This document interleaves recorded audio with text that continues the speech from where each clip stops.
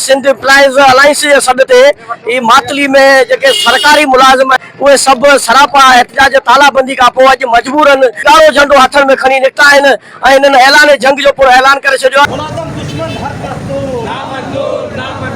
कारो कानून एक मुल्क ब दस्तूर सिंध एम्प्लॉइज अलायंस तालुको मातली जे हवाले सां हिकु दफ़ो वरी बि असांजो जेको पीपल्स पार्टी जो चेयरमैन आहे उन खे फिलफोर उन्हनि जो नोटिस वरितो वञे। जेकॾहिं असांजा मुतालबा न मञिया विया त 6 अक्टूबर ते असांजो जेको आहे बिलावल हाउस ते घेराव कंदा। असांजा मुतालबा मञिया वञनि जाइज़ जेके बि आहिनि, न त सभु मुलाज़िम इहो ऐज़ था कनि हथ मथे खणी त सभु कराची हूंदा, कराची जा रोड ब्लॉक हूंदा।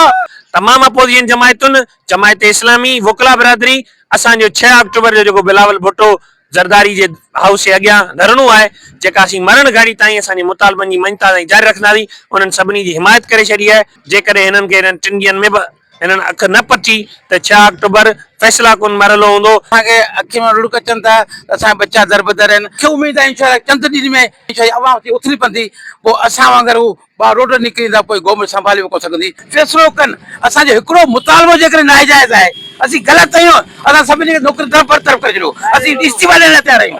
जेकॾहिं हिन हक़ में विढ़ंदे असांजा जान फिदा थी वञे, असीं शहीद आहियूं, शहीद लाइ तयार आहियूं। असां चेयरमैन बिलावल भुट्टो ज़रदारी खे ॿुधाइण चाहियूं था त असांजा ही जाइज़ मुतालबा आहिनि। असां कहिड़ो ॾोह कयो आहे, पेंशन जी कटौती असांजो पुराइप जो सहारो आहे।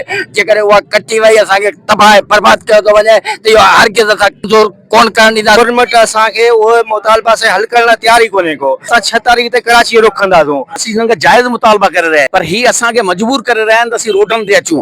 अॼु असीं आया आहियूं, सुभाणे असांजा ॿार बच्चा निकिरंदा, सुभाणे शागिर्द ॿाहिरि निकिरंदा ऐं पोइ तव्हांजे लाइ लाइन ऑर्डर जा मसइला थींदा। असीं नथा चाहियूं त असीं कानून हथ में खणूं, पर तव्हां असांखे मजबूर करे रहिया आहियो। तव्हां मजबूर कंदा त पोइ तव्हांखे उन जे लाइ उहो शिराज़ो भुगतणो पए। जेका तालाबंदी थियल सरकारी इदारा आहिनि उन्हनि ते हलूं था, उन्हनि सरकारी इदारनि जे अंदरि जीना होगा मरना होगा, रहना होगा रहना होगा, साडा हक। हमारी जायज़ मुतालबात को मंजूर करना चाहिए सिंध हुकूमत को। अगर नहीं करते तो जाहिर बात है हम भी अपनी तो एफर्ट्स करेंगे ना। अगर सिंध हुकूमत ये चाह रही है कि हम रोडों पे आए, वो हमारे साथ बुरा बिहेव करे, तो फिर जाहिर बात है हमें भी अपने लिए हर चीज़ करने के लिए उनसे पूछना तो नहीं पड़ेगा। सिंध गवर्नमेंट को हमारी ये जायज़ मुतालबात को मानना चाहिए, वरना फिर है कि हम बिलावल हाउस का जो है ना मार्च करेंगे। हेल्थ के हवाले से गाल तो असांजी सिर्फ ओपीडीज बंद है, बाकी एमरजेंसी टोटली वर्क करे पई 24 आवर।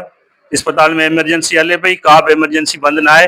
असां गवर्नमेंट के बार बार मुतालबो था कयूं, तेसी असांजा मुतालबा जेके आहिनि न मञिया वेंदा, तेसी असांजो एहतियात जारी रहंदो। मुलाज़िमनि जो इहो मुतालबो आहे त जेसि ताईं असांजा मुतालबा मंज़ूर न कया वेंदा, अॼु खां जो ॻाढ़ो झंडो हथ में खणी असां ऐलान जंग कयो आहे। हुकूमत खे हिन अहम मसइले जा फौरी तौर ध्यानु ॾियणु घुर्जे। कैमरा टीम सां गॾु हसन पवर, मातली।